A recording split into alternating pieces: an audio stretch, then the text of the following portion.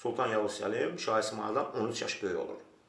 Çaldıran ərəfəsində Şah İsmayılın 27 yaşı var, Sultan Səlimin 40 yaşı var. Təxmini, biraz oyan olursa üzr istəyirəm. Sultan Yavuz Səlim Şah İsmayıla hədəyan sözlər yazır.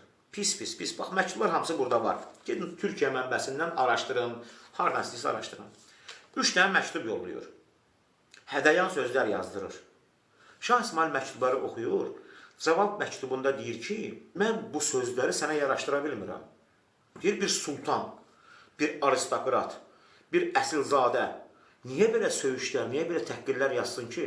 Şah İsmayıl bunu başa düşmür ki, aristokrat bir adam, devlət başçısı belə bəsit ifadələr işlətsin. Ona görə də Şah İsmayıl öz məktubunda deyir ki, mən sənə bir mücrü qızılı göndərirəm, bir də tiryək göndərirəm ki, mən inanmıram bu məktubu sən yazasan. Mən inanıram ki, bu məktubları sənin katiblərin, mirzələrin yazıblar. Beyinləri tiryək çəkməkdən quruyan mirzələrin yazıblar. Ona görə də deyir ki, sən bu tiryəki verərsən öz katiblərimə, çəkərlər, başları düzələr, belə hədəyan şeylər yazmazlar.